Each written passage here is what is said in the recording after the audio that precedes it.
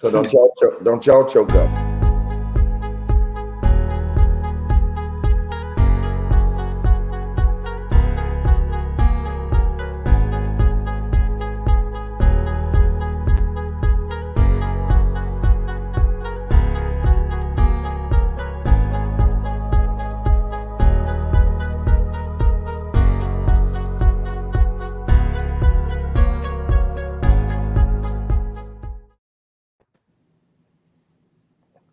All right. Good evening, everybody.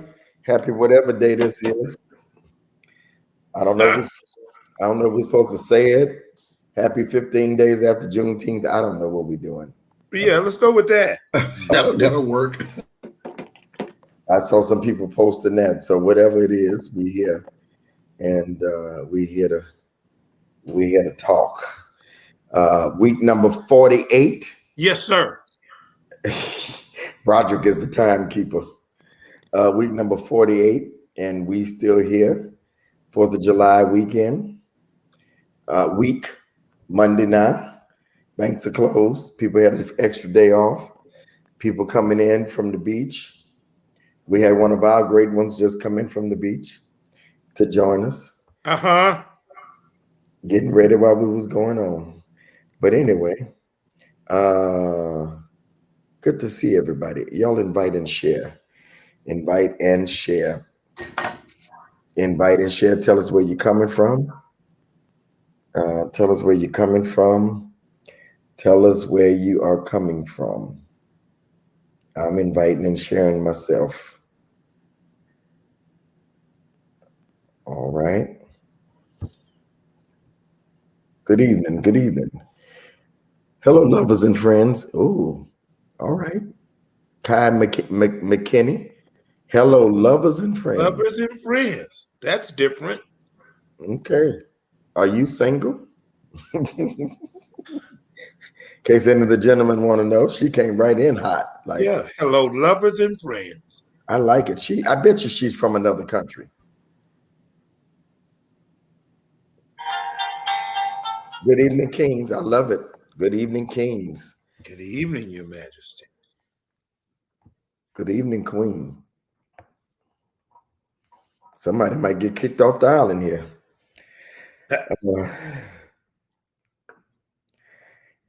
That's another thing.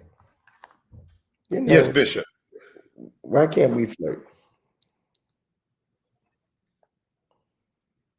Who is the we? Huh? You mean us or singles? Preachers. Because we supposed to be saved, Bishop. We supposed to be. We're not saved because we're single? Uh-oh. Well, yeah, we're supposed to be anointed. Our mind is supposed to be on the word. I'm saying we're not saved because we flirt. I'm confused here. Yep. Because, according to a video that went viral last week, we're either gay or choking the chicken. Uh-oh. Uh-oh. You ain't fooling nobody. I ain't fooling nobody. Bishop, did you see the tag that she put up? She said she's single from South Carolina. All right, Kai. Dang, you was on that thing? Woo! I just happened to look up. I see you, old school player. Yeah, she came in. She said, hello, lovers and friends. And she wants us to know that she's single. She spoke that thing. Frank, what you telling me, Melinda? Oh, okay. Frank Ray is, they're in there in the expository preaching, and they're still in church because it's only 9 o'clock there. So Brother Perry, would you greet the people, or you want to appoint somebody else? Oh no, sir, I'll do it. Good evening, everybody. You're more anxious on here than you be with the prophets to do that. Good evening, everybody. I wonder why. It's candy time. Because he's the candy man. Hey, he said it's candy time. Hey, say that again, dog. Say that again to Bishop Staples. Oh, no. Hey, Bishop, what you say? Hey, Bishop. Don't do it to me. Hello, everybody. As you come and invite and share tonight, if Frank Ray was here, we would say we are the brainchild of the gentleman with the nice white pretty beard. Oh, yes. Bishop Greg Davis right there. So again, invite and share. Call your friends in tonight. We have a very interesting topic tonight. I think it's a taboo term, but we're going to talk about that tonight. And we're excited. Good evening, Tiffany. How are you? To everybody, invite and share. If this is your first time, let us know. It's your first time. We're looking forward to the dialogue tonight. And this is When the Right One Comes men's edition.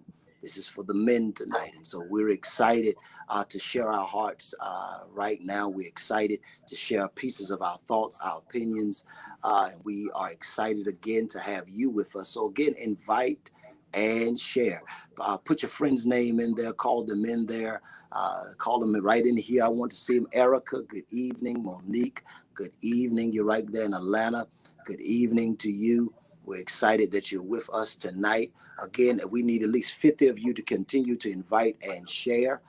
We're excited. Again, Phyllis, Bowen, and Renee, and Karen, and Pamela Bell. McKinney, look at that. The Run Therapist is doing my favorite Monday night show. I understand. Yes. Gary, why your voice changed? Oh, Bishop. Yes, I understand. the Candy Man. Did you see what she said? She don't have to go to therapy no more because of her favorite Monday night show. Favorite Monday Now night she's show. able to shoot her shot. Yeah. Yes, Prophet Perry. This is her first time. Good evening. Lady Cedria, that's my people. Yes, Cedria, this is my first time watching California. Cali, good evening. Good evening. Yeah. Good evening. Somebody says the Candy Man's voice for me. Thank Hey, so you much switched from again. the prophet voice to the Candyman voice. Absolutely. We got to do it. We got to do it. Angelica, good evening. How are Ask you? him which bishop. So again, invite and share. Want to see shared beside your name. We have first timers. How are you? Good evening. What is your name? Linnell. This should pronounce it Marine. How you pronounce that, y'all? It looks like Maureen Lynn. Marine Lynn. Okay. Yeah, Marine. Good evening. First time. Mary, YouTube land. Good evening. Hello. Jessica Miller. How are you? That's our High Ground family. Good evening. Good seeing you on tonight. Again, invite and share. If this is your first time, let us know. Share. Bishop, you want to introduce us? You want me to do it? Okay. Right next to, I can't do it like Frank Ray. Antoine. Then turn it over to Antoine. Yeah, Antoine, you can introduce us, Bishop. No, you go, and then turn it over to him. Okay, yes, sir. All right, right next to Bishop, we have the original, one of the kings of Christian comedy, Mr. Broderick E. Rice. Y'all, Broderick is here. Right next to him, we have the bishop himself, one of the most brilliant minds concerning love and life, Bishop Antoine Jackson. Right next to me, we have a man of God that I think I admire, Dwayne. He's here this evening. The man, he's one of Bishop Davis's, called him one of the proteges. You see his beard, a nice black beard this evening, black beard. And next to him, we have the senior statesman, Pastor Herbert is here with us.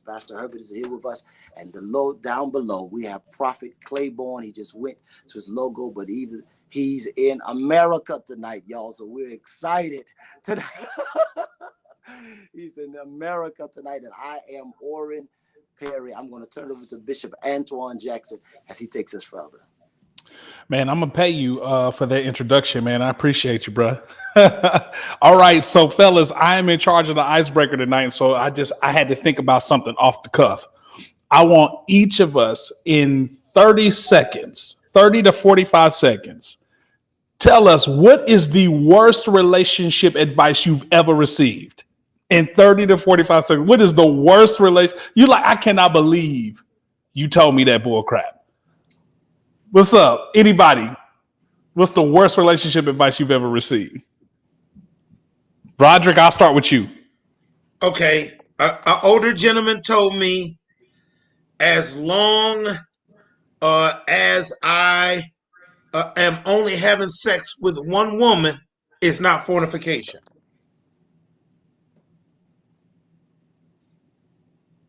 Do, do, do, do, do, do. You said the worst. Okay. All right. This is about to get interesting. This is about to be good. Yes, sir. Dr. Perry. Come back to me. Come back to me. Oh, Pastor Johnson. Oh, go ahead, Pastor Johnson. Yeah. The worst advice that I received was get married to get a church. Jeez. Oof, Yeah, that's good. Yeah, I think, yeah. That is Yeah, good. that's you get the trophy tonight. Yeah, you got it. Yeah. Because they told me the same thing. They said that in order for me to be successful, I had to be married. Mm. Mm. Can I stir the pot a little bit? Please do. Here's the worst advice I ever got. And I'll go on mute after this on. A happy wife, a happy life.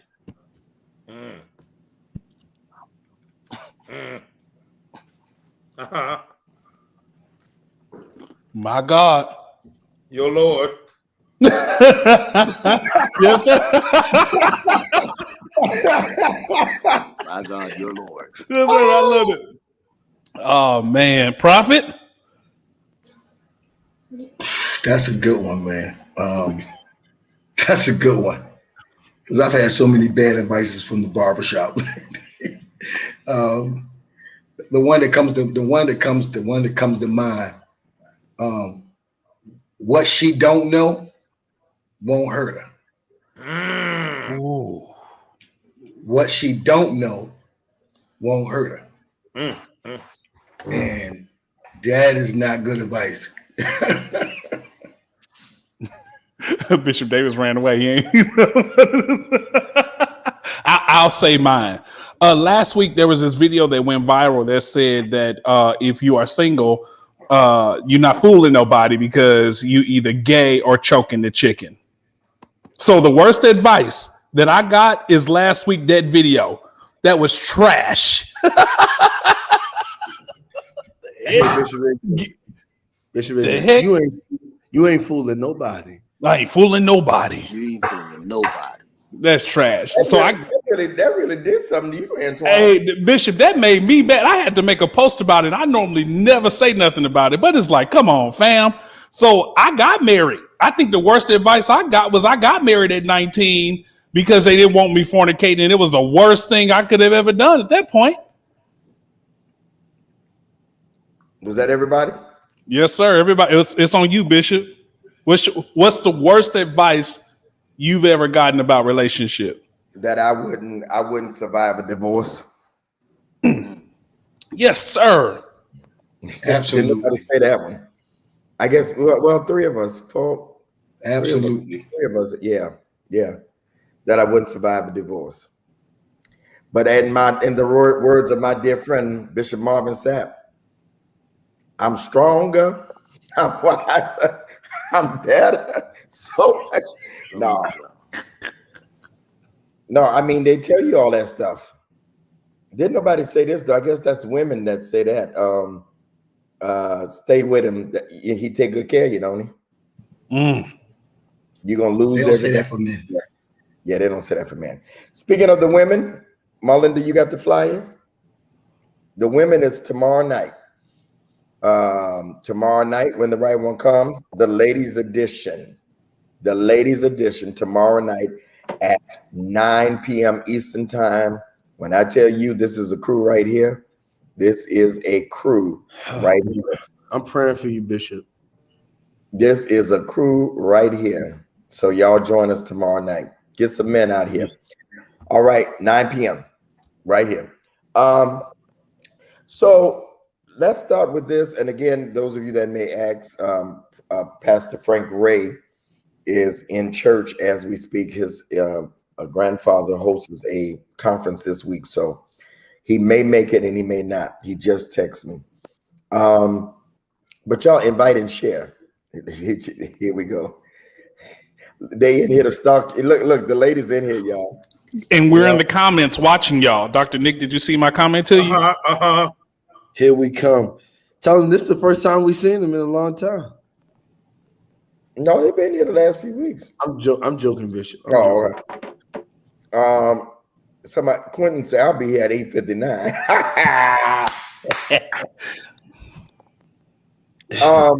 Bishop, I'm praying for you. You're gonna need some help, Doc. I know. No, Bishop got that. I done it with 50 women. Well, did I say it the wrong way? I didn't Oh, wait a minute. You know what you mean, Bishop? I'm choosing violence tomorrow. Wow. Okay, anyway. So we're gonna talk about sex tonight. The subject is sex. Why is it Prophet Perry? Oh man. No, listen. Y'all be want to go to church, so we're gonna go to church tonight. Why is it that you feel that the church don't talk about sex and preachers don't? When was the last time you heard a series on sex? It's been But- years. Me personally, I never even heard it preached. I think the Timberlakes. You probably don't even remember them. Anybody remember the Timberlakes? No. Yeah. Only you. Yeah. Of Yeah. course. I Yeah. think that's one North Carolina, right? Yes, Yeah. that's them. I know if you're right. They were known for it. They talked about everything, the relationship. Yeah. But go ahead. Why do you feel that we don't talk about sex and sex? Well, I don't want to go there yet, but go ahead. Why do you think I'm supposed to say? Honestly, I think it's because we've been taught culturally that it is very much a private matter. What stays in the house, and then the way that culture has taught it that this is mine. We keep it private. We don't touch nothing. You don't deal with nothing. A lot of times, also it can expose the unfaithfulness regarding sexuality that some preachers don't preach on it, touch on it, because they're not really faithful themselves to what they're saying. So I don't. That's one of my thought patterns with it, because again, I didn't hear nothing about sex until I really started running the streets. The church didn't prepare me with no sex and nothing. Wait a minute. Wait. Hold on. I want y'all to lean in, as they say. The ladies say, Anisha, you're saying you didn't hear nothing about sex until you start running the streets. Absolutely. That the church did not talk about sex. Not at all. They didn't say. So you learned as a man about sex, not from the church, but from the streets. Yes, sir. They taught me how to be a successful preacher, but a failing man, because they never talked about what it was to be a man. They never talked about that. They just talked to me about how to 3 points in a palm, receiving the Spirit of God. They never talked practical to me. So when I got into the streets, the streets started talking about it. Are you getting you some? What are you doing? And teach you how to. I hate to say it like this, experiment and talk about that. So I went from, conversations about sex, that we never talked about, because sex that's not talked about is sex that you would eventually experience. And it can become misplaced that way. So I didn't know anything about it until, I started running the streets. My mom may have mentioned it, but, it's but so much she could teach regarding that with a man, as far as a man's world. I want to ask Johnson, why do you think that preachers don't talk about it? The church don't do series, Johnson. Seriously, why do you? I want your perspective, because everybody up here comes from different denominations, and you're more from a traditional background where I came from. Well, I'll be honest with you, Bishop. I think that part of the problem, well, I'll just be honest. A big piece of that problem is just ignorance. Most of the Baptist boys, I should say, or the traditional preachers, they invest a lot of time in studying, preaching the text. That's why those expository preaching conferences are popular. That's why those church growth conferences are very popular. They invest a lot of time in those areas of study. They don't invest the same amount of time in some of those practical subjects that Prophet Perry was talking about, unfortunately. Matter of fact, even when you look at the convention classes and Congress classes and things of that nature, you don't see any practical classes, not only about sex, but even retirement, finances, marriage. You don't see none of those type of classes.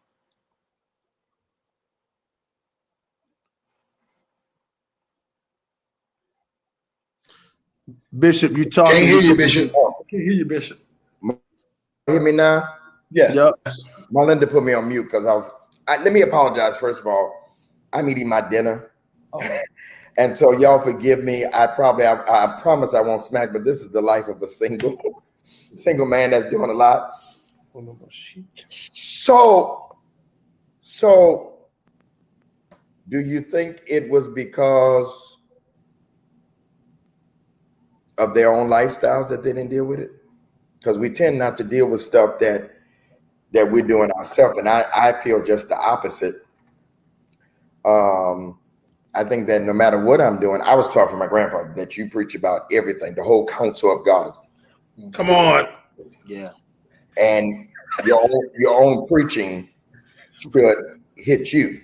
Right. Yeah. Yes, sir. The whole. The whole counsel. Yeah. So what y'all got to say? Can I chime in, Bishop, and say this? As a younger man up here, I think me and Owen around the same age. The funny thing is that Bishop, let's take what you said, the whole counsel, teaching the whole counsel. I really want to go a different route and say I really think they were scared to talk about it because they were afraid to deal with the questions of why, what, you know what I mean? And I think if we really be honest, me and Dr. Orrin and AJ Era, we came and we started asking Bishop AJ Era, we started asking why. And then, of course, the generation after us started really asking why. And I think that we got so used to, in a setting of church, of laying down the law, because most of us were respected men or maybe a respected woman, because church, it was long going on before I came in. And because they had a level of respect, they just told people what to do without any explanation. And I think they were afraid of the why. They were afraid of, well, what do you mean by this? Or what do you mean by this? And I think, and I'm not trying to be insensitive, I want to be honest. I think that the lack thereof of education, yes, they had the Holy Spirit, Bishop AJ. Yes, they had the Holy Spirit, Dr. Orrin, but the lack of education and understanding and the knowledge centered around the topic, they were not prepared to have. Because when somebody was to buck your system and say, look, I know you told me not to have it, but God said I can have it in marriage. Now, here's the one question I have. What am I supposed to do with this until I get married? Until I can release this with a covenant marriage. And I think part of the issue was they didn't have the intellect to explain it, the lack thereof of education to give proper wisdom to it so that we could walk away saying, okay, Bishop, okay, Pastor, okay, Overseer, okay, Apostle, I understand what you're saying. And so I'm going to try my best to exercise waiting. But if I can't, I'm going to try my best. So, Dwayne, did you come up Pentecostal? Yeah, I did come up Pentecostal, strict Pentecostal. Okay, so Johnson, help us out. We came up Baptist, and the guys that I hung around about Johnson, the older guys were educated. So see, I came up strict Pentecostal. Our denomination, education, even my grandfather went to school and got a degree, and I'm not talking about honorary. I mean, a lot of them guys that had DD on their name, they was real doctors of divinity. So in our case, I'm just speaking of our case, Johnson, am I right? Yes. Yeah. It was educated. Yes. So like when I think of a Frederick G. Sampson, you may not even know who that is, but he was one of the greatest that ever did it in Baptist church. Yes, sir. Sandy Ray, all them older guys, they were A.B. Hill. Yeah. They were educated. They And never talked about sex. My grandfather, in all of the times I was in ministry, I don't remember my grandfather talking about sex at home or out of the home. Sex was not a conversation. He whipped my auntie, who I was raised with, watch this, Antoine, because she kidded him one day because he was putting on his Old Spice and Brew. And Yeah, Bishop. she said, where you going, Daddy, to see your girlfriend? He said, what you say? Because my grandfather was always home. That's all I know. He was always there with my grandmother, and he got an ironing cord and whipped her tail and said, don't you ever say that again. I don't have but one woman. Didn't talk about sex, though.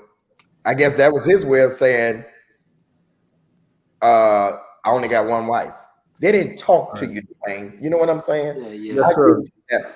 But they was educated. I just think that it was passed down, like you said. Go ahead, Clement. My generation, they didn't want to encourage sex. They felt like if they talked about it, it would make people do it. I asked them, nephew, why they didn't want us to go to the movies? When my generation, me and Bishop generation, I come from a Pentecostal. Why you want to go to the movies? You know what they said? They said because sex happens in the movie theater. And I said to them, when we spend the kind of money we spend for a movie ticket, we is watching the movie. But they believed there was kissing and wedding, because back then, Broderick, that's where they got a chance to get together, was at the movie theater. Yes, so they didn't let us go to it. They didn't want to. They felt like if we talked about it so much. Watch this, Prophet Barry. They never even used the word sex. They called it sleeping around. And I told them, I almost got in trouble. I think I almost got put out of church because I was like, ain't nobody sleep. They was like, what? I said, y'all call it sleeping around, but ain't nobody sleep. These people is wide awake. And so they didn't want to do it. Remember when you got pregnant, and that was the big, they brought you up to the front of the church. That's right. They made you repent and apologize. They set you down. And so they didn't want to encourage sex by talking about sex. Even in the house. When I grew up, even in the house, they didn't talk about sex, nephew, because they felt like if we talked about it. Bishop, you say y'all was educated. Can I tell you why they didn't? There was two reasons why they didn't want us to go to seminary and theological school. Two reasons. One, because they felt like we would learn stuff that would totally throw our minds off, and they were teaching all kinds of crazy stuff in seminary. Back then, that's what they felt like. You're going to come back and question what they taught on the Bible, so they let us go. The other thing was, they didn't even want you to go away for college. They wanted you to stay in the city, because if you went away to college, you were going to get into sex. So everything was to keep you from doing it. They didn't talk about it. But here is the thing. But they didn't call it sex. They called it sin. They didn't say sex. That's what they called it. They called it sin, Bishop. You must have been around some Pentecostal folk. That's what they called it. And they didn't want to encourage sin, Pastor Johnson, so they wouldn't talk about it, because they felt like you were going to do it. Now watch this. We didn't find out till later all the long skirts and all the long jean skirts at the beaches was having babies. We didn't find out that then. And when they did, something did happen. They hid you away. In my generation, they sent you down south. They sent you away. Nobody knew nothing about the baby. Nobody knew nothing about anyone having sex. So they told us, if we talk about sex, they got mad about sex education in school. Y'all shouldn't be teaching that.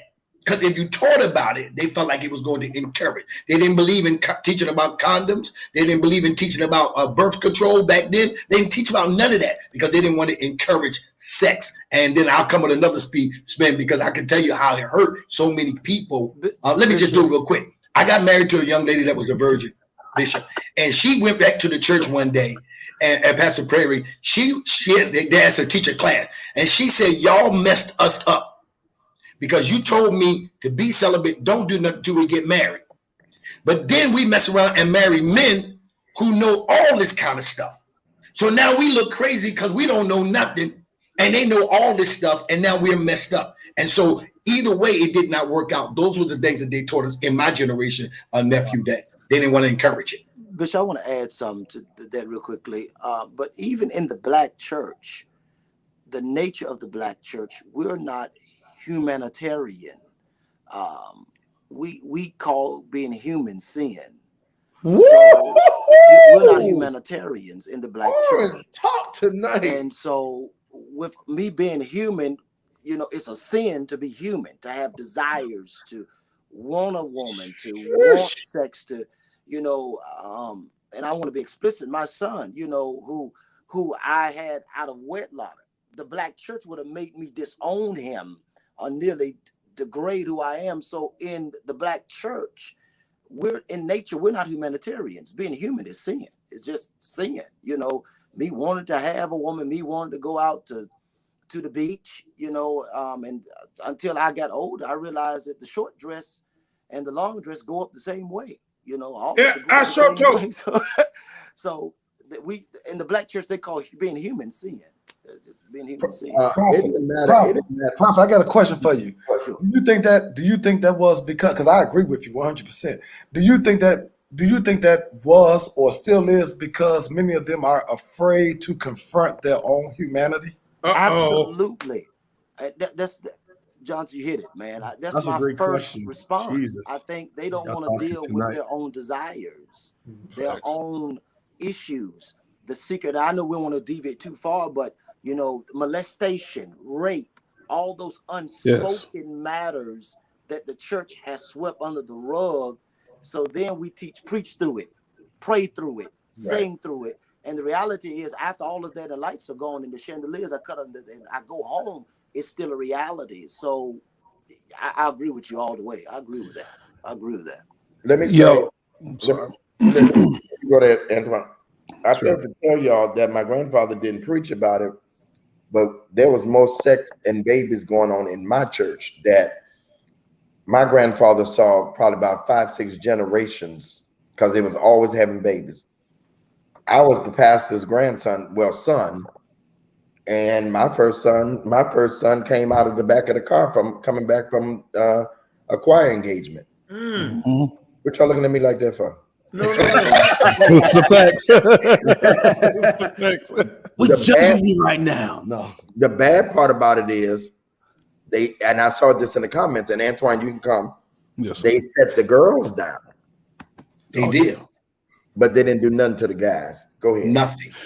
You know, Bishop, like as we've been thinking about this conversation, I am one of the pastors that talk about sexuality. If you go on YouTube, you see that I've been talking about sexuality my entire ministry. I think it is something that anywhere people actually live is what the church, we got to talk about it. And I don't think we should be afraid of it. I will give the old church a pass because I believe contextually they were dealing with sexual trauma. Yeah, you know what I'm saying? They're coming out of oppression, slavery. They're now finding a place where they get to express themselves and worship God. You know what I'm saying? And they're able to find their identity, and a lot of their identity was stripped through illicit sexuality. Oh, that's good. You see what I'm saying? So a lot of their identity was stripped through it. You know what I'm saying? Their wives raped, their daughters are raped, their husbands are made to sleep with other people. And so because of that, I think that they were dealing with sexual trauma, that them not talking about it has impacted our generation, because now we're like, well, no, I need real answers for this. And so what happens is you make it moral. You make it moral. Anything that you struggle with that makes you defensive, you find very moral overtones very quick to like basically not deal with it. And I think that this is why this time we're like, yo, we need to talk about this stuff. This is real. I'm 39. Everything works. Ain't nothing dead about me. And so I need y'all to understand that we need to have these conversations, because oftentimes it has been used to strip people of their identity. So we're so busy judging behavior, but we don't realize that it was stripping people of their identity. And you wonder why people are giving themselves illicitly to sexuality, because they just don't have awareness of who they are. And so I think it has come from the trauma that we've dealt with. We talked a lot about the lack of education that we had to deal with. But I think we also know that there is a difference between wickedness and weakness. And a lot of the sexual conversation in the black church has only been scandalized through people's wickedness, not the regular person that's really trying to figure out their sexuality. It's very easy to talk about somebody's affairs, their babies, you know what I'm saying, them having sex with somebody that they're married to. And we scandalize that So we make it that much more fearful for people to even have honest conversation because don't nobody want to have their stuff in the street. Don't nobody want to be scandalized for their humanity. And we all are just trying to figure it out. Hey, Bishop AJ. Can I add to that too? Go ahead, nephew. This is why I believe Bishop Greg. This is why I believe this. This is why transparency in this season has been so illuminated, because my generation thought that the generation prior wasn't being transparent enough. And so maybe, just maybe, we've gone just a little too far in our transparency. But this is, I believe this is why we're like this when we come onto stages and platforms and social media and different things, why we give so much, because we never want people to walk away from something that we're giving and saying that we weren't being honest about where we were, what we were thinking, how we were feeling. And so I think when Bishop AJ brings that point into reflection for us tonight, what I hear is like, hey, I can't really speak to something that I'm dealing with because I'm dealing with it from a trauma place more than I'm dealing with it from a free place. And I think that this conversation around sex, Bishop, has been so hard for the church. If you implement what he said, and if you even move years up until 2021, it's been a hard conversation, because I agree with you on, we don't want to talk about it because we feel like we're going to give people a license to go and do. And I think that also speaks to another issue, Bishop, that we have in the church called control.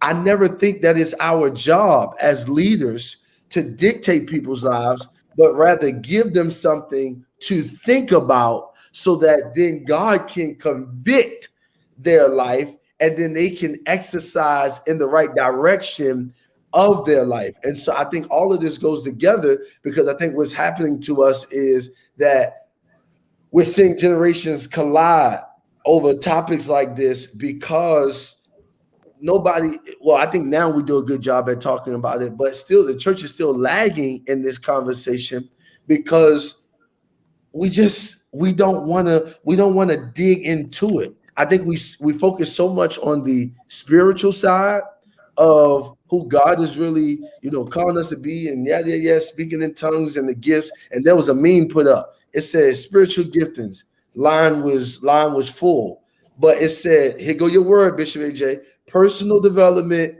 and character. The line was short. And I thought that was an interesting line, because we can put sex under personal development. We don't want to have those rough conversations around personal development, because it is causing us to not be transparent and real about it, because we feel like we're giving people a license instead of giving them something to think about. Okay, let me say this, Broderick. After you, we're going to go further, because I don't want to stay in too long. I just want to start with the historical value. I don't want to stay in why we didn't, because we'll spend all night talking about why we didn't, and we'll never talk about what we need to talk about. So I want to shift in a minute. Go ahead, Broderick.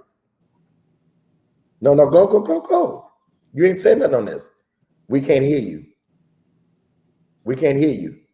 You on mute. Oh, you doing me like I do you, Bishop. Okay, but listen, I have this running theme, honoring the order. It makes no difference what you're talking about, honoring the order.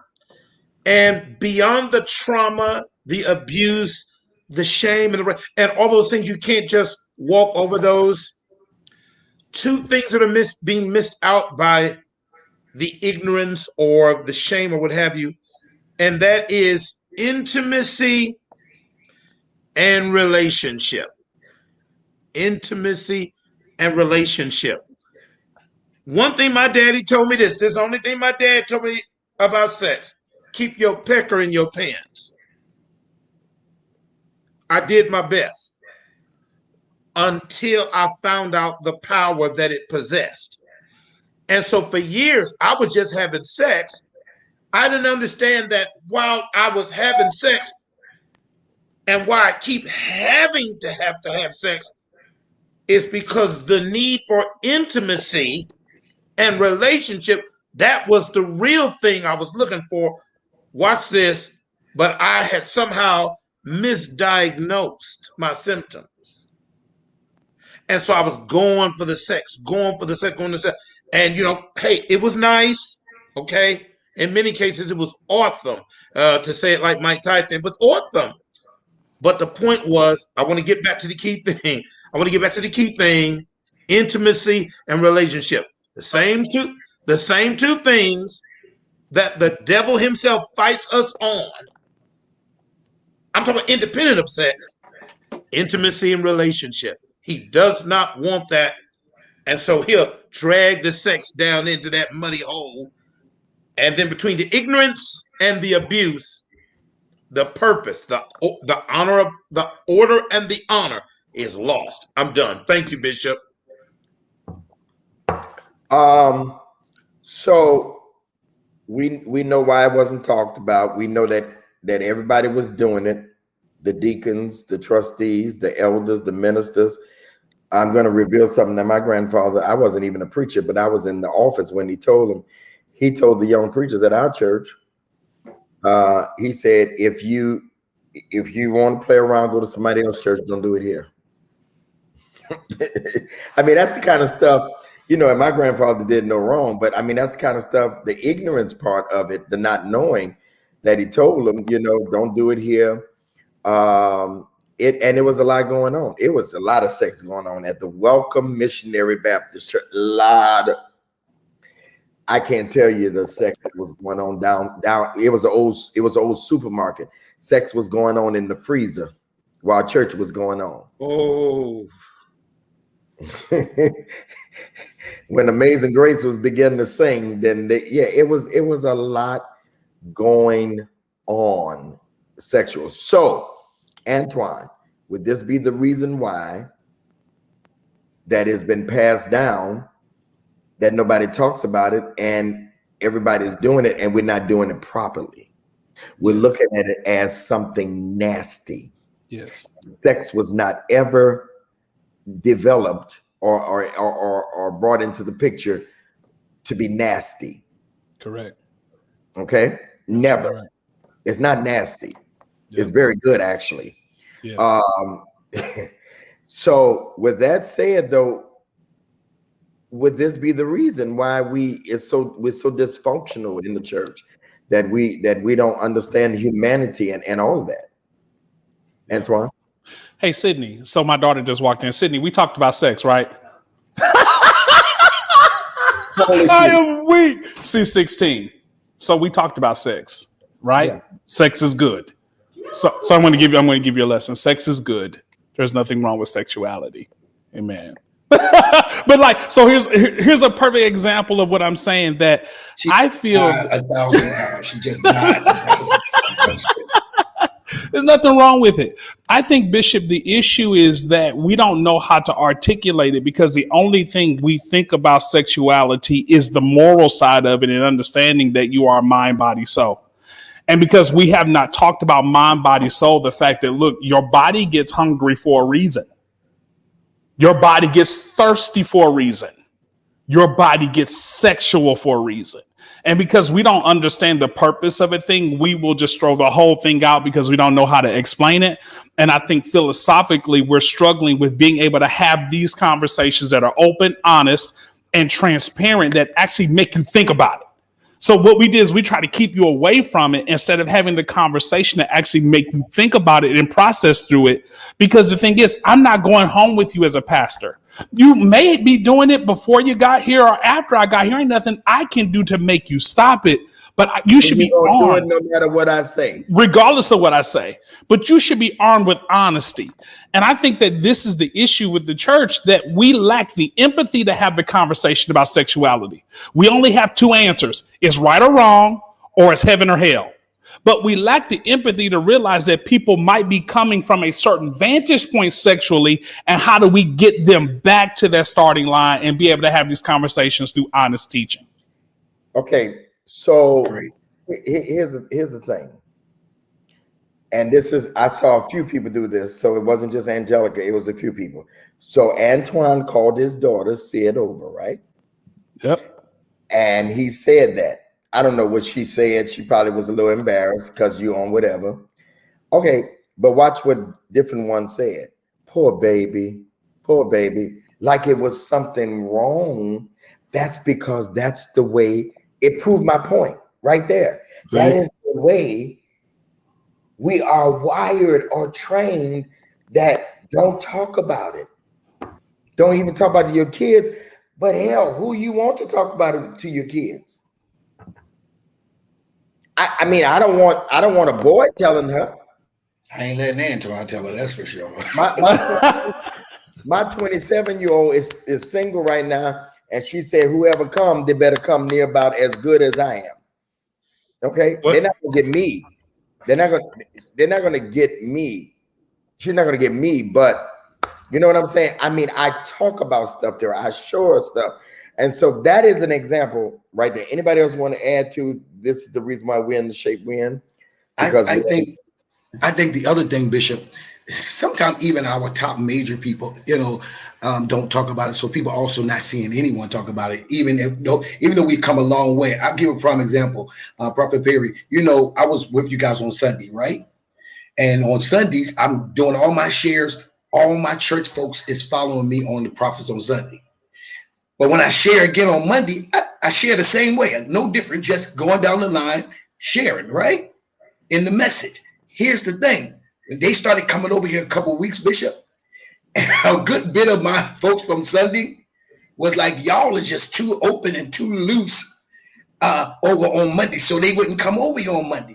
And I started texting some of them back and say, here is the problem, that I can't transition the same group, Perry, from Sunday to Monday, because y'all feel like we too open, too loose, when the same people on Sunday is Monday. The same two guys that the people, me, Perry, and Bishop was the same people on Sunday. We the same men on Monday. We ain't changed. We still prophetic. We still anointed. And here we go. But when I tell you, Bishop, that goes back to the humanity thing from Perry. They couldn't switch.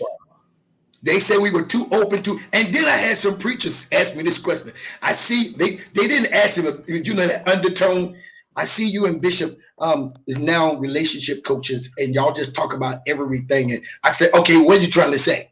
How is it y'all are so free and open? I said, because we are free. That's why I made the post on yesterday. When you are free from people's opinions and what they think and what they feel, that's when you got true freedom. Me and Bishop is free. So whatever you want to think about us, we're helping people that I told someone yesterday, it may not be y'all normal.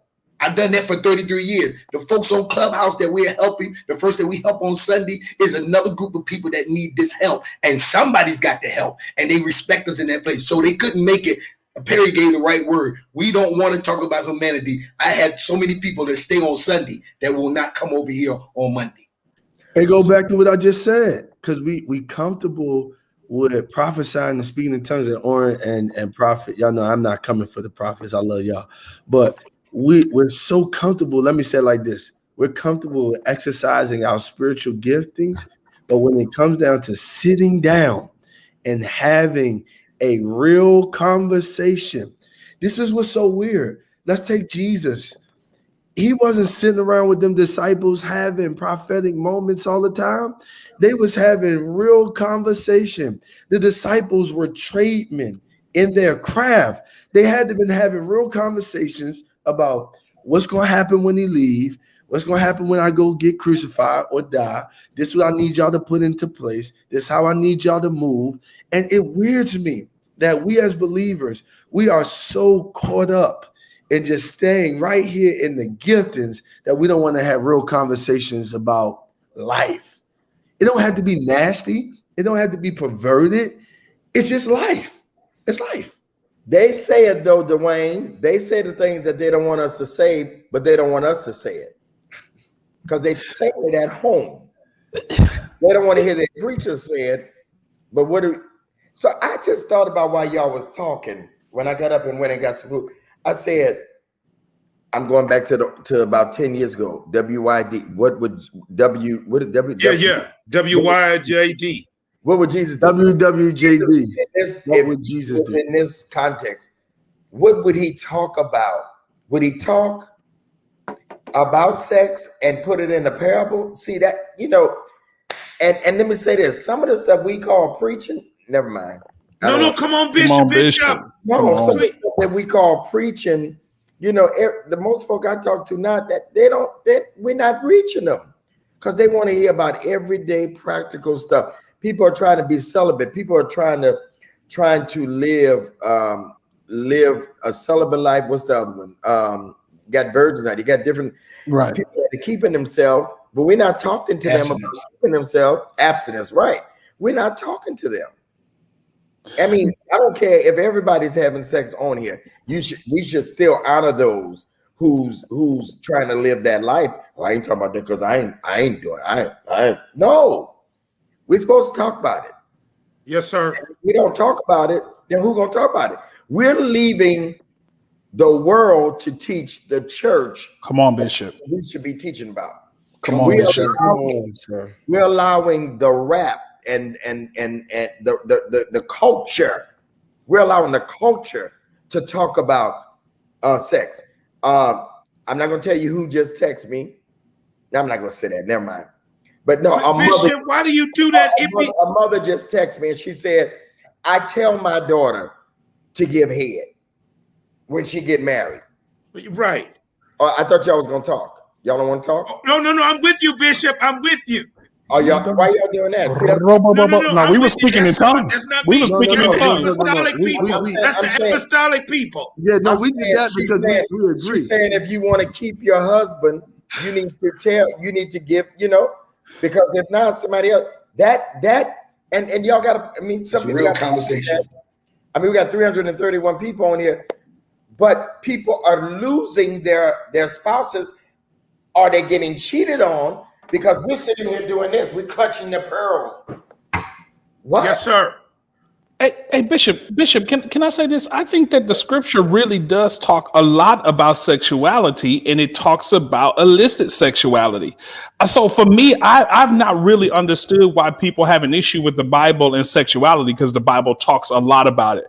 But I think this is the real thing, and I don't want to get too far off the rocker today, but I think it's about the conversation of sexuality within the confines of marriage. And this is why we don't really know how to really talk about it, Bishop. You muted. I don't think we know how to talk about it because I said the Bible, there, so go ahead. Okay, because the Bible deals with adultery. The Bible deals with but the definition of fornication is okay. Come on, Bishop. That definition of fornication does not equal premarital sex. That's that white man stuff. Nah, I don't want to get, but going to hell. But hear me out. That's not the parallel that it is actually drawing. The definition of fornication has to do with sexual idolatry, worshiping, the use of sexuality for worship. So there's a context here that I think that we don't talk about enough in church. And because we don't talk about these contexts of what the Bible is really dealing with, we are locking people and suppressing people sexually. And you will never be able to find freedom or the right way to do something if you are suppressed. There is a morality. There is a standard by which we are supposed to have. But self-control does not mean self-denial. And we don't know how to we don't know how to tie those worlds together. Because we teach self-control and self-denial. But I'm going to go on mute. Listen, Bishop, I heard what you're saying, but I want you to please be a little bit more embarrassingly specific. No. Because the reality is people need to study. The issue is because somebody just said something earlier, that we are letting the world socialize us sexually, but we're also letting ignorant religious people educate us about sexuality. So we have two extremes here. We have the world that is enculturating us to an ideology concerning sexuality that is just way too extreme. That is way too extreme. That's too far out there. But then you have religious people that are teaching you to basically deny your whole bodily function and don't know how to teach you self-control because they believe teaching you self-control is giving you a license. But hear me out, Broderick. Yes, There's a speed limit out here that says 35. And the Yes, sir. reason why I don't drive 80 and a 35 is because I like my freedom. That's why. So if we teach people where it actually is, then they know how to manage their freedom instead of trying to get them to drive under the speed limit, thinking that they're not going to break it. We're no different than the Pharisees. We're putting laws and fences around stuff that it ain't there. So, Bishop, are you saying that we, specifically in the area of sex, we as Christians, believers, Bible toters, scripture quoters, that we're afraid of freedom conceptually? Yes, sir, we are absolutely afraid of freedom because we think freedom gives people a license to sin. When the reality is my freedom makes me responsible. They think it's a license to sin. Okay, let's go a little further. So some would say sex is better before marriage. Let's get into sex. Some would say sex is better. See, oh God, that's our. Why I gotta be? Come on, you know me. I'm just being facetious. No, but I'm saying that is the way some people think, though. Yeah. That when you say, "Oh God, oh come on," you go to bring anything in a sermon on a Sunday, and it's got anything to do with sex. The people go, "Oh God, come on, Pat! Oh."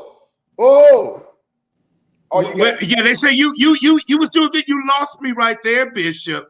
They say you lost them right there. Or some is going to say, Pastor, you know, I love you, but you just went too far. I got my kids here and all that. So let's go. Some would say sex is better before marriage. Then it gets boring and less. Kind of where Antoine was. Why is sex better when you're single than when you get married? Why does sex get boring when you get married? They say. Y'all heard it. Who want to talk about it? Somebody said no sex before marriage, period. I'll take a stab at it and say this. Hey, let me say this. Yeah, let me say this. Belva,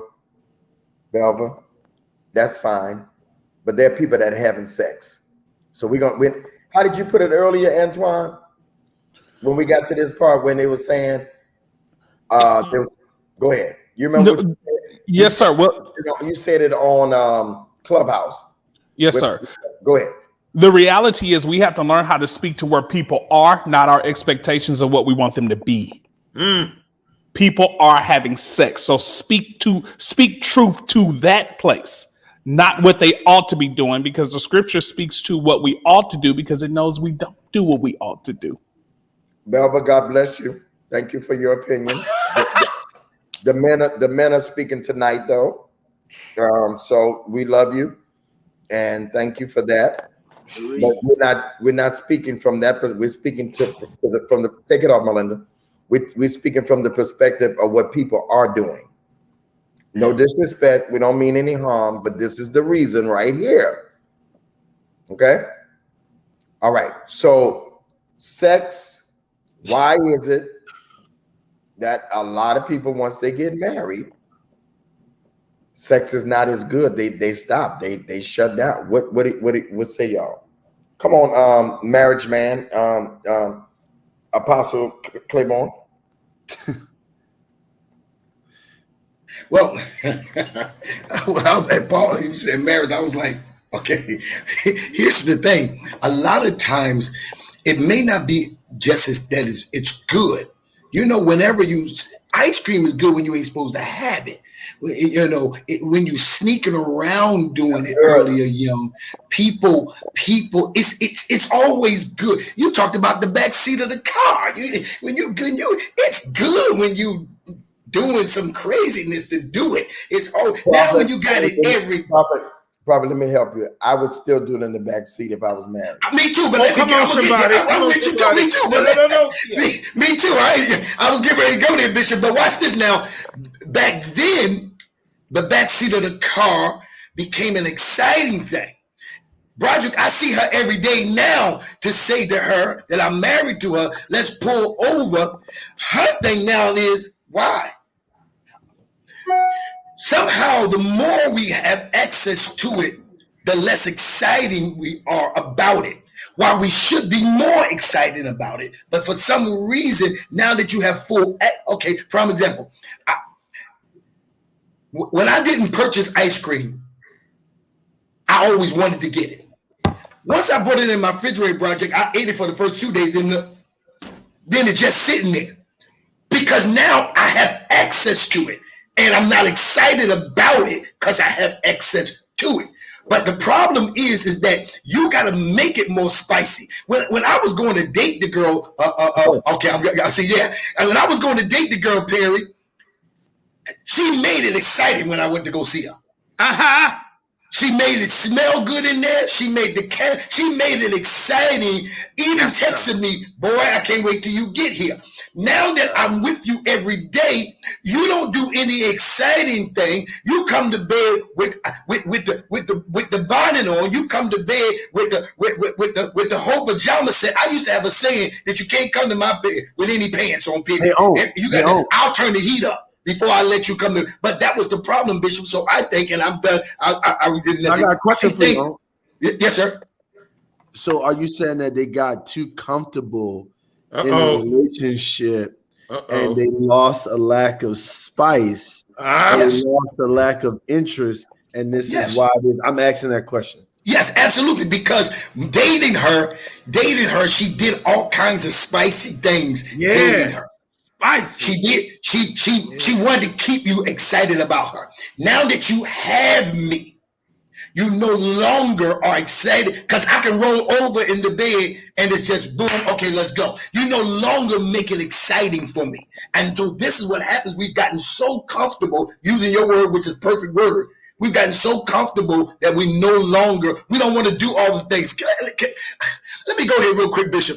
The things that you just said about what the mother said, the things you did when you was getting me, the things that you did in the beginning. Now, Pastor Johnson, now you've been with me for a couple of years.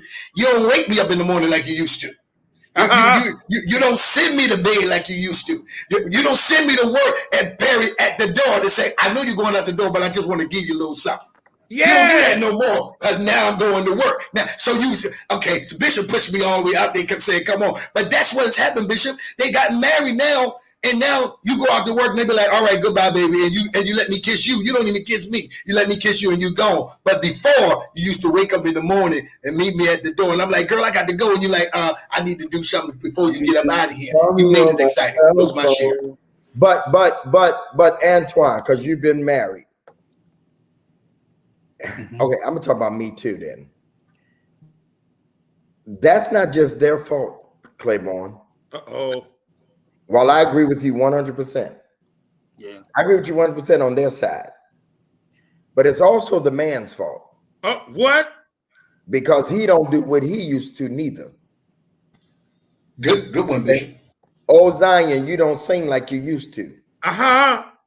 You used to romance her, and this is for the brethren that's not married yet. Yeah. You can't send her flowers, okay? Before you get married, and then don't send her nothing no more. You can't call her and romance her and send her different. More people sending naked pictures single than they do married. Oh, Bishop. Hello, Bishop. They sending body parts through DMs of people that they don't even know. So how the hell you don't send it to your own wife or husband? Now we can't. Claiborne, we can't put it all on them. I agree with you, Bishop. I was just giving one side, but I agree with you 100%.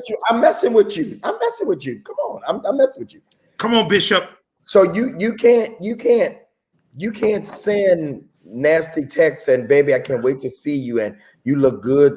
What you got on right now? When was the last time you asked your wife what she had on? What you got on?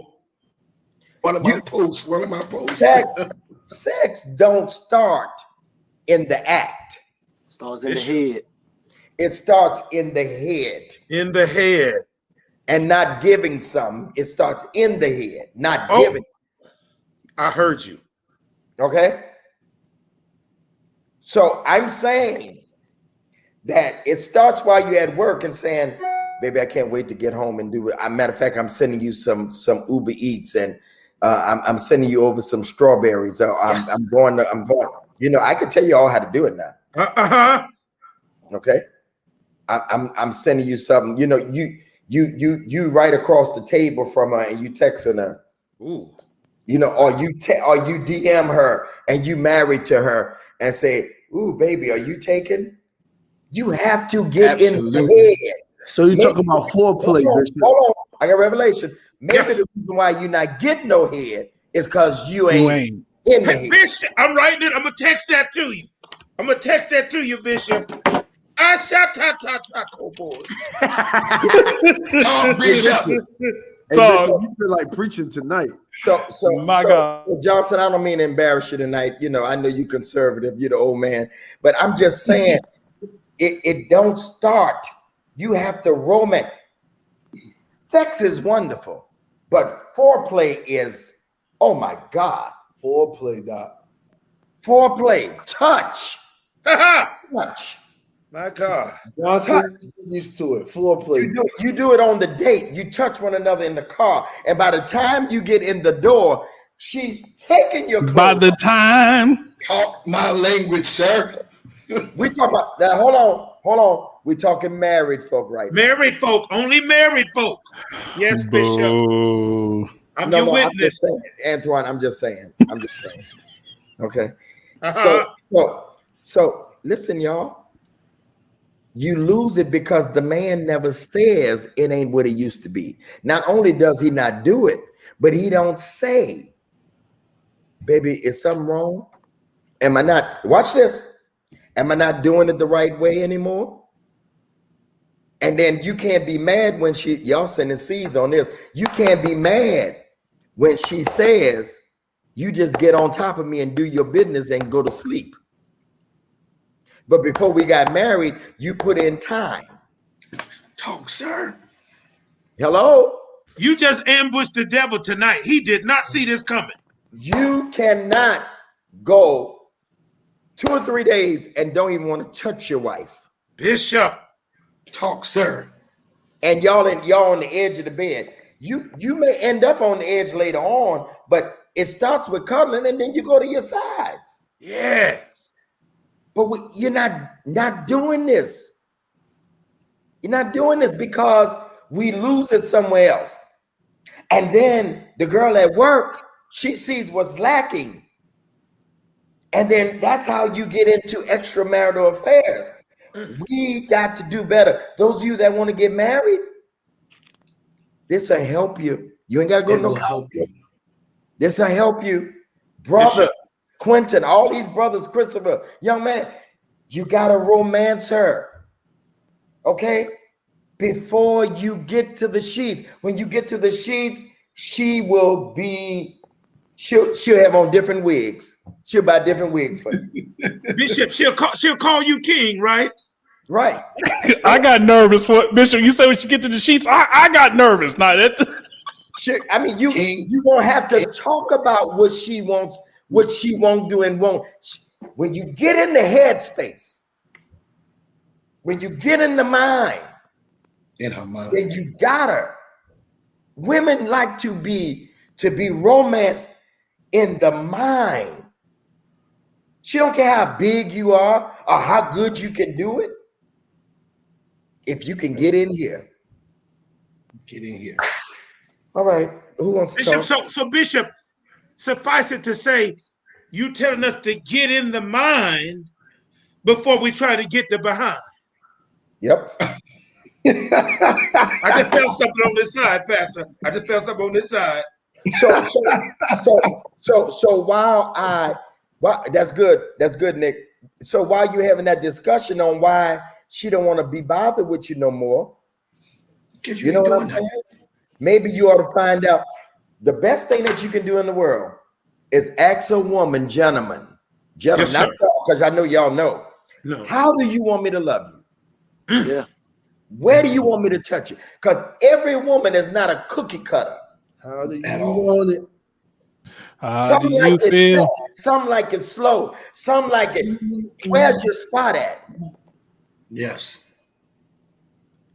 Go ahead, take it, somebody, because y'all No, don't like. no, Bishop, come on. You in a I've flow. never seen Johnson smile so much in one night. I never, Bishop. Can I I tell never you, seen the Bishop? smile this much either. Some of the young guys, Quentin when we talk, Hardy said $50 for dang, Bishop. Hey, some of the, Bishop. go ahead, Johnson. You ain't talking. Go ahead, Johnson. Go ahead. Go ahead.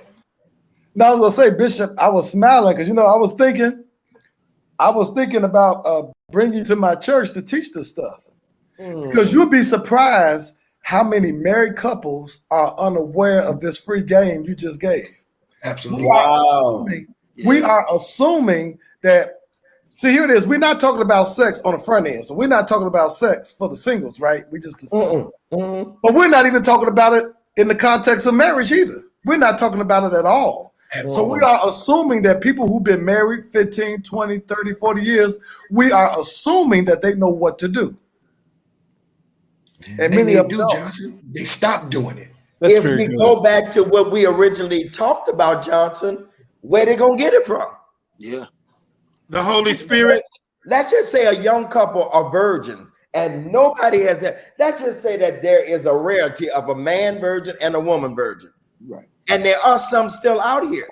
Right. And just think that none of their parents have discussed it with them. Nobody has ever said, hell, they don't even discuss when a woman is going through the change of life to tell a man. The old man should be able to tell the young man, let me tell you what's going to happen so you won't lose her. We don't talk about it. Right. Marriages can be saved if you just know how to romance them. A woman will give you anything if you romance her. Not like Color Purple. Mr. Just get on top of me and just do his business and go to sleep. The other woman, the one that was a bisexual, she had Mr. pulling all his money out of the flow and everywhere on Color Purple. You remember when she would come to town? He would get out there. Oh, she coming. She coming. And he just got on top of the other. But this one, he romanced. Why? Because she brought something out of him. Yes. The other one wasn't taught to do nothing but he just get on top of me and lay on me and do his business. Okay. So, Bishop, you're going to do When the Right One Comes, Marriage Edition. No, we're gonna talk about all this on our tour when we're going on tour. We're going to Atlanta. We're talking about all this on tour. Oh, yeah. This gonna be part of the subject. Sex is a big part, just like we talk about communication. You better communicate with them, but you ain't communicating with them in the sexual area. Yeah. Yeah. And you don't know women that want preachers. Are we gonna talk? We're gonna talk, Antoine. What we gonna do? Talk, Bishop. Women that want preachers. Hello? Yeah. They don't want to come home and talk about their sermon when they get through. No. They read. They done gave out. Now they need you to minister to them. What? Absolutely. Hello? They need Hello? you to minister to them. They don't need all that. They cook them a nice meal and then just wear them out. Any man. That's what you're talking about. Don't just be his piece, like Michael said. Give him a piece. Absolutely.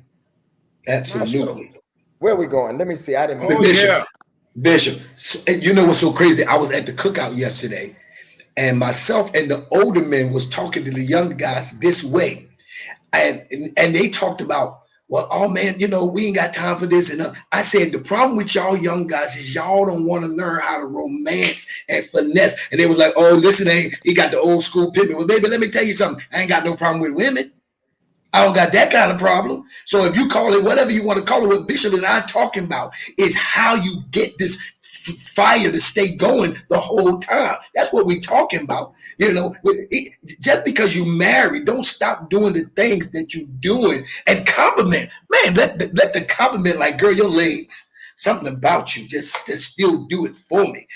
Something about, and when you start making her feel like, go ahead, go, you walk up on her while she cooking, Barry, while she cooking, and be like, listen, I'm about to turn this pot off. If you can make her turn the pot off for a few minutes, You got in a whole nother space when you start sharing them things. As a matter of fact, we ain't got to wait. Let me see if I can pull you up on this counter. Let me see if I can lift you up on this counter. Let me put you on the table. When you start saying stuff like that, making them feel amazing, women will do some things when you make them, because remember, they go through subconscious. I got a thing coming up because one of the female pastors or first ladies, she said a lot of older women are going through the menopause, and they want me to come and share, because I tell them it's she becoming something different. You want to be careful with what you say. Be prepared for certain things, and certain things are going to happen. Still making her feel like a woman because they're going through. We've stopped doing that. And I don't know, maybe Perry and nephew can talk, but some of the young guys, not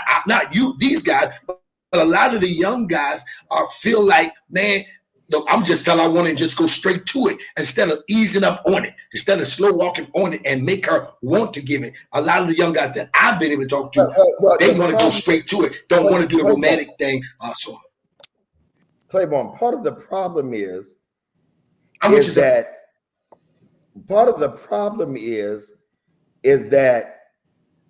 we do our business, but we don't allow them to get their part. Exactly. Oh my goodness.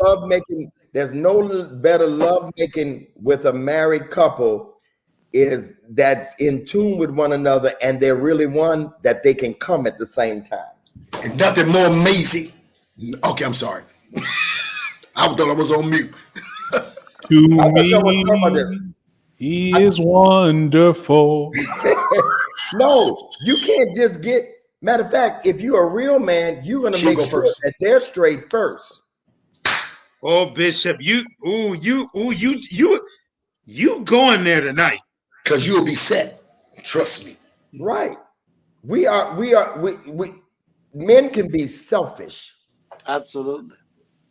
Men can be selfish. I just want mine. I just want to do what I'm gonna do.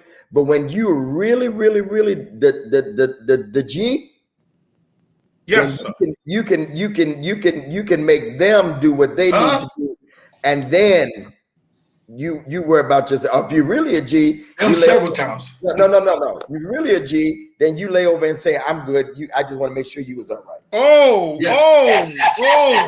Somebody send this man an offering.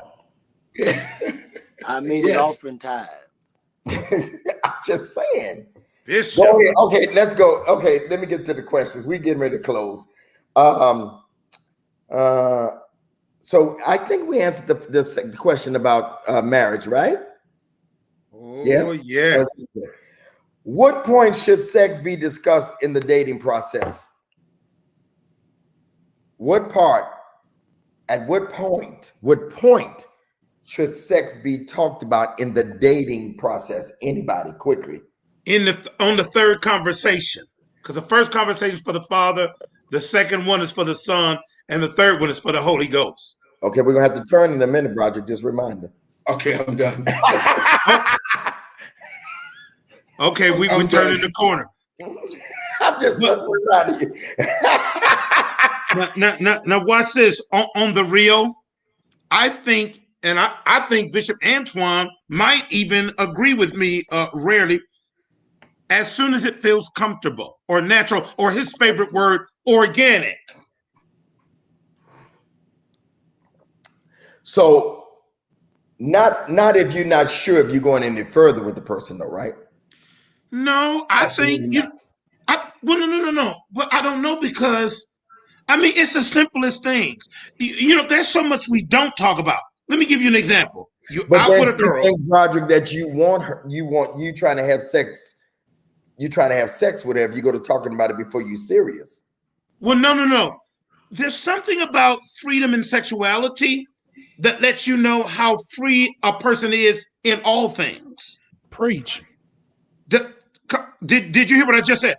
I did. So if I go out to dinner with a young lady or even have a conversation, if I say something like you said tonight about before you try to get head, you know, sometimes I could say something about a meal, or it could be someone on the phone and have this sexual connotation. If it go crickets on me and she tighten up, I don't care if she's doing it for the Lord. that tells me something I need to No, watch out Broderick, for. I have to disagree with you. Okay. You know why? Yes, sir. No. I think you're just after that.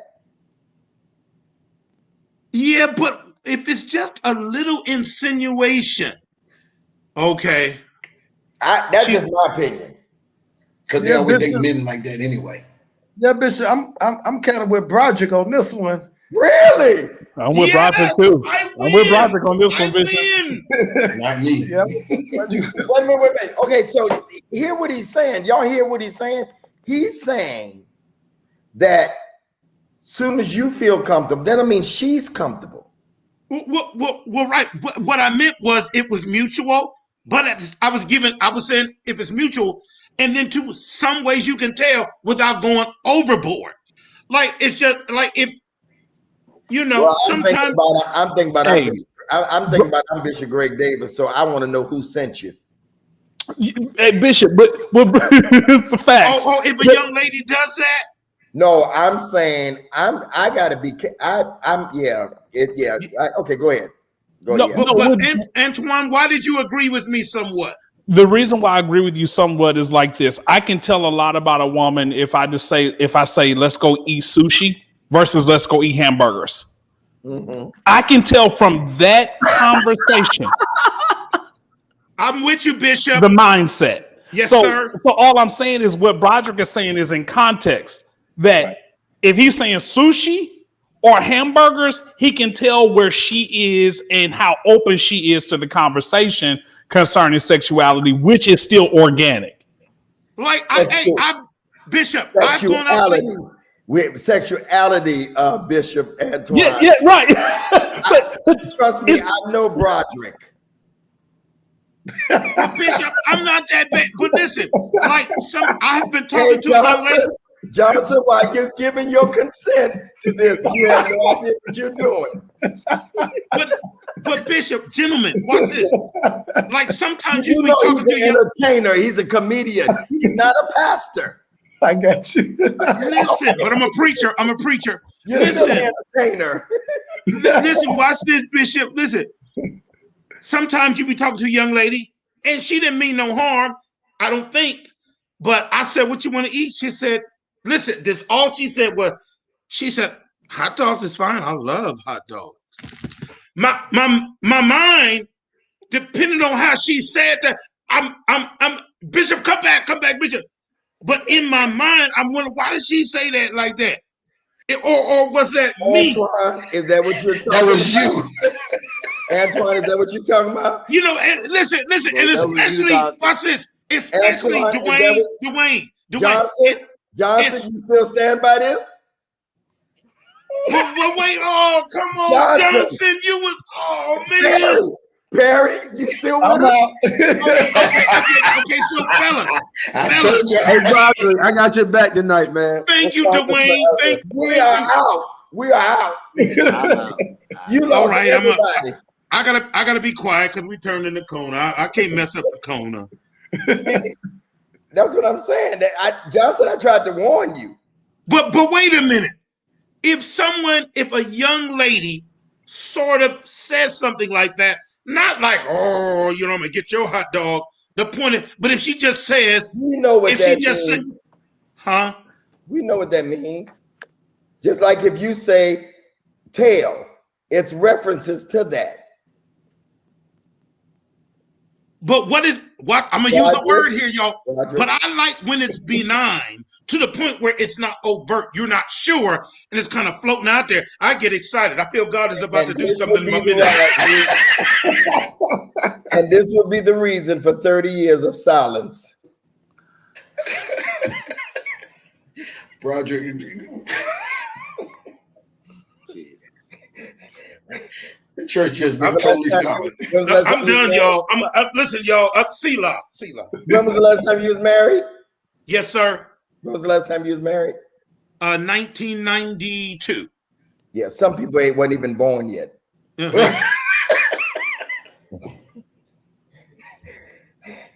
Sorry, Anyway, guys.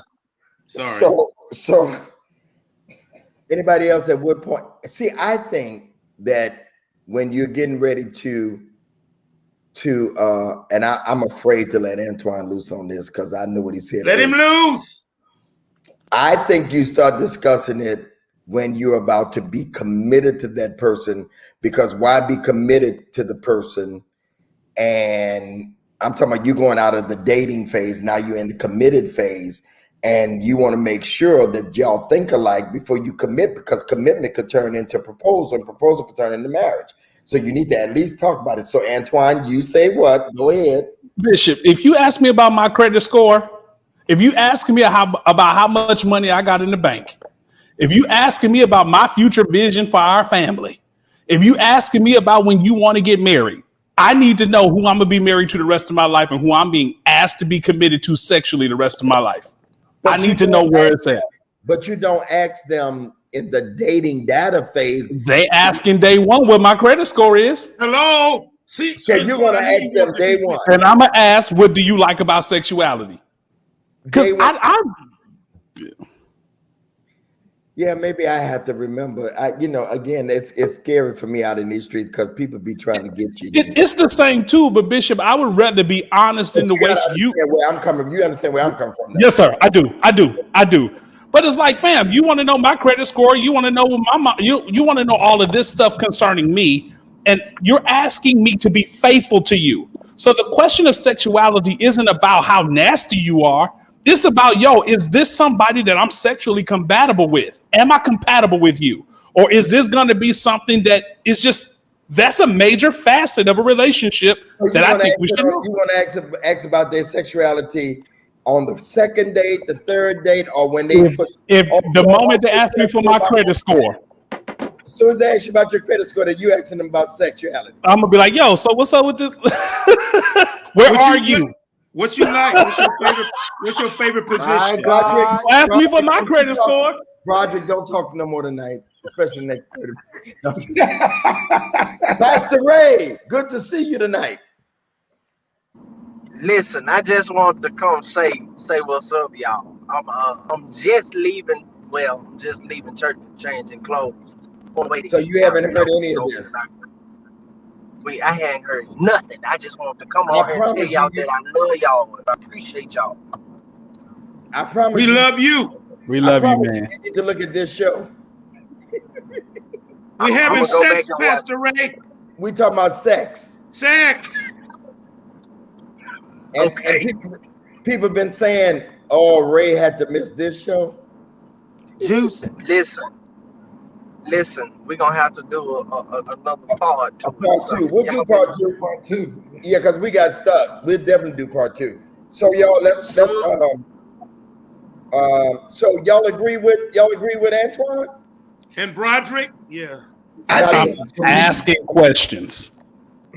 for me, I agree with Bishop Antoine and the first part of Broderick's Oh discussion. my, I'm still winning. I'm still I agree winning. with part A, not part B. until he got to the description of a hot dog. Exactly. I think for me, I don't understand any of this. Broderick, you said it the first part. So I'm Johnson. I'm gonna go to his first part. You said when it's organic. I have never had to schedule when I was gonna talk about sex. And now Antoine, this must be a new breed. And maybe I'm gonna stay away from them girls. I ain't never had no woman ask me my credit score or how much money I got in the bank. I have never had those questions asked to me ever. I have. Not ever. I have. Not ever. I mean, I'm exaggerating. I'm talking about since I was a teenager to now. I've never had a woman cut those questions. They Now, do scared. they find They out? scared, Yeah. Prophet. They scared. Well, I want them to stay that way because I just think direct questions early on like that. What?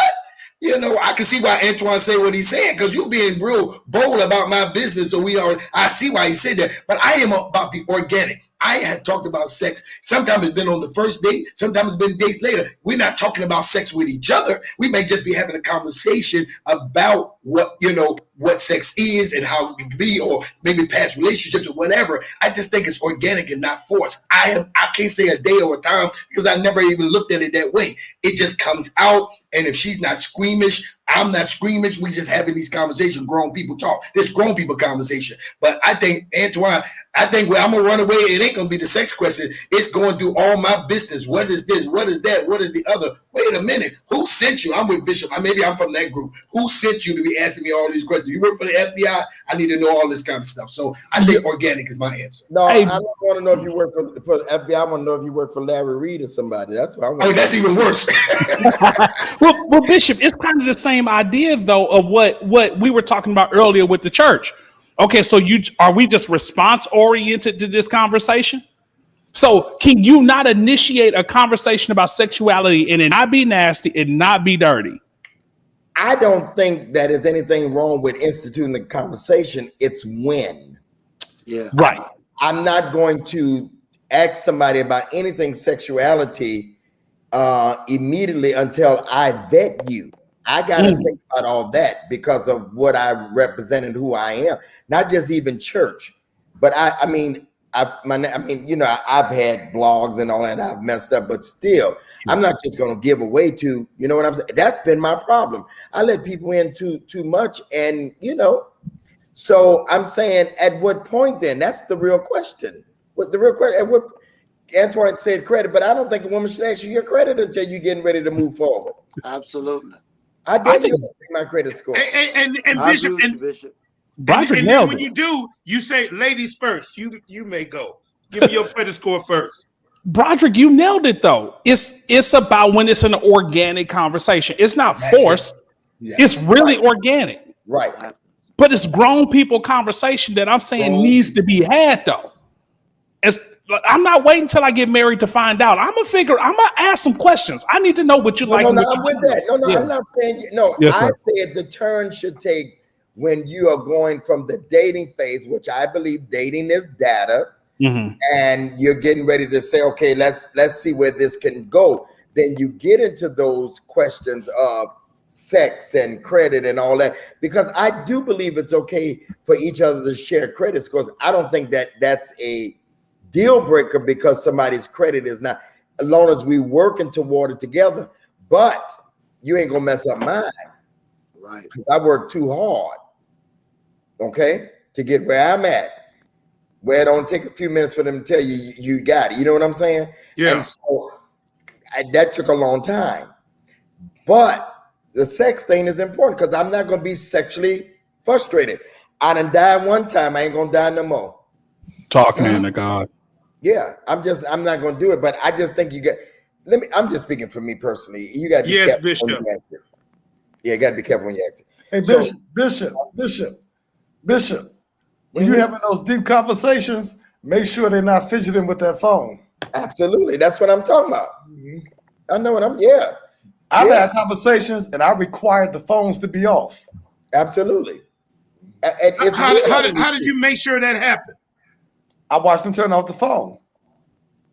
I was serious about that. I don't play.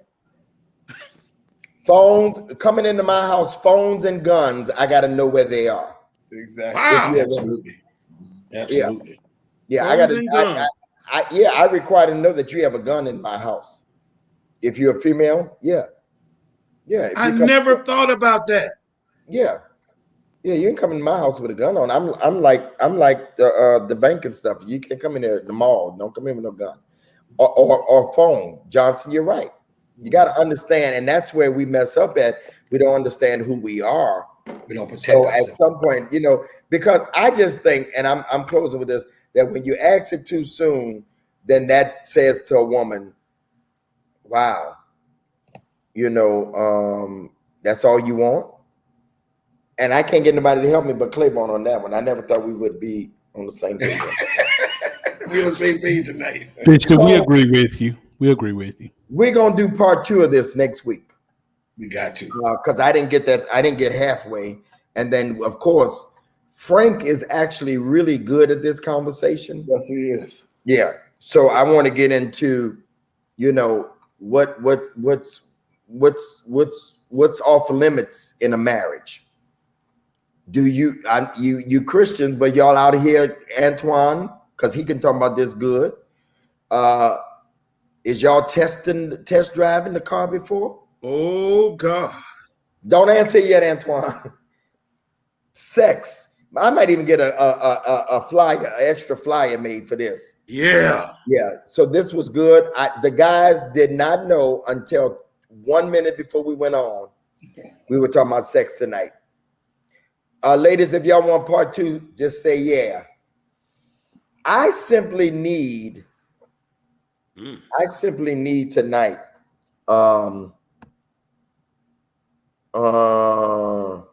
20 people to share in our anniversary of 48 weeks. If I get 20 people to share $48, or I can simply get, if I can get 7 people to sow 148, we can just get on off of here. Wow. Deanna said, I'm test driving, not leaving with a lemon. Tomorrow night, 9 p.m., the women will be here. It's time to give, Melinda. I want to be a blessing to the men. They're transparent. They've been here for 48 weeks, some of them. Some of them been here 20 weeks, some been 10, some been 15. Dwayne must have let somebody, where's Dwayne at? I need you all to give tonight. Those of you that would give $48, just 20 of you that would do that. I just need you to say yes. And I need you to go to the Cash App $. It amazes me. We had 356 people and now it's 316. Wow. Y'all just leave. Okay. Thank you, Prophet Scott. Got 148. Got 148. Thank you, Kira, for $50. Thank you so much. Let's do it, y'all. Let's knock this out of the way quick. Okay. If you appreciate the conversation, then give tonight. Quentin gave $50 for the dang bishop. Ellen gave $50. Joe gave $50. Broderick gave earlier today $50. Thank you, AW Enterprise, $50. Let's get it done, y'all. If I can get 6 more to give 148. 50 on Zelle. Thank you, Kai. All right, let's get it done, y'all. Y'all tell me what y'all doing. That's not Terry Long tonight. This was a good conversation. This is where this is the only place you're gonna hear this. Kimberly, thank you. Thank you. Thank you, Kimberly. $48. Thank you, Kimberly. Thank you. Thank you. Thank you. Thank you. Let's get it done. I need some more, y'all. There's 270 people on here. Offering time, boy, just like church. Turn the lights on, it scatters. But I need those of you that really appreciate. R.J. Jones, $48. Thank you. Some more of you that would give that $48. Michael Claiborne, $48. Thank you.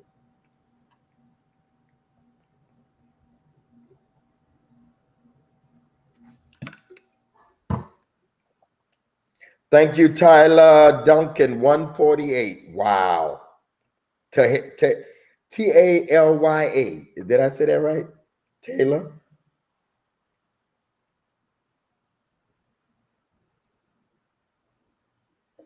Thank you.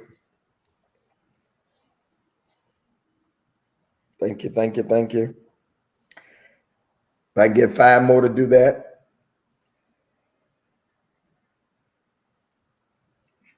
Everybody else give $48 tonight in celebrating. We are on our way. Malik, good. $48 for transparency. That's a man. Thank you. Ariel Dorset, $48. Thank you. Linda Allen, 25. Thank you. Annette Murray, 10. Thank you. Keep going, y'all. Let's go. I got your text, Perry. I got you.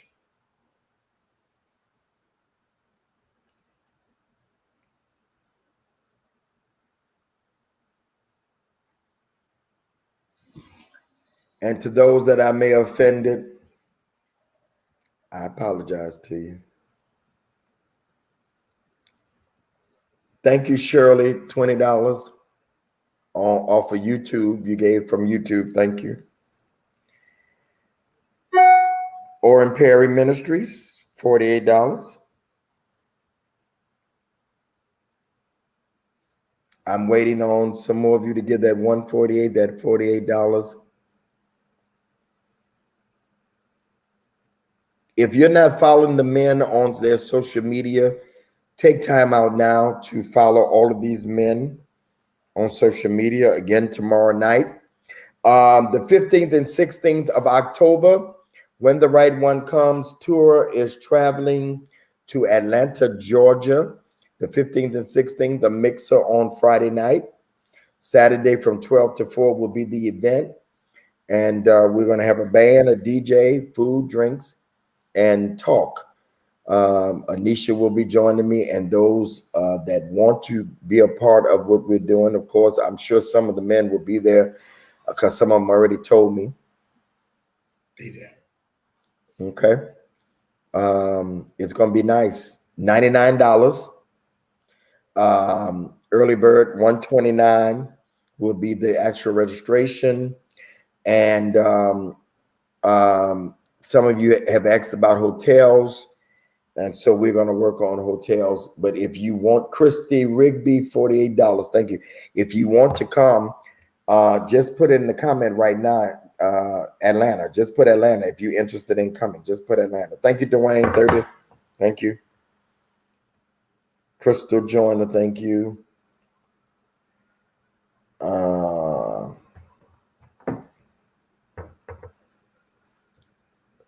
Maya, Zell 50. Okay, thank you. If you want to come to Atlanta, put Atlanta on there. We are working on coming to Houston and Dallas. Actually had somebody ask Corey Hughes said he would host us in Dallas. And I have somebody that said they would host us in Houston. So also talking about, of course, going to Miami. Shout out to Miami. That's where I'm at. Y'all pray. That storm's supposed to be coming through here. Not a hurricane, but just, yeah. DC.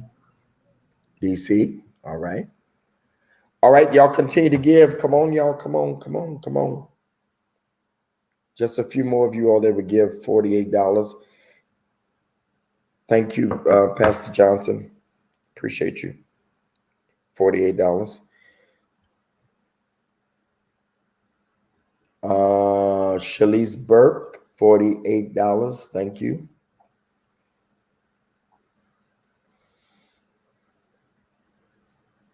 Y'all come to Houston. There's a lot of Houstons on here. Come to Vegas. Okay. Vegas would be nice. Vegas would be nice. Chicago. You can't go on no. What? Oh, Los Angeles. Like Bishop loved Miami. Vegas is not my own. I go. You got too excited right there. Los Angeles. Los Angeles. Hey, Dwayne, see, this is the benefit of being single. We can go to all of them. We ain't gotta ask nobody nothing. Bishop Thompson. We in there. We coming. You just get up and go. Don't that feel good? That's Absolutely. That's what makes it hard too, because unless you have somebody that understand, you know what I'm saying? Where you going? You going somewhere again? Yeah. It's a no for me. It's a no for me.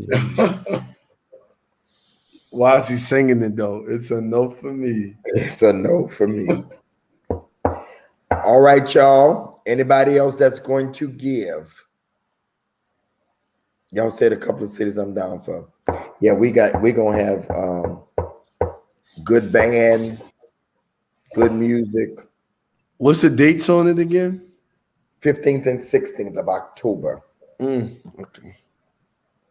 Friday night mixer and Saturday will be the day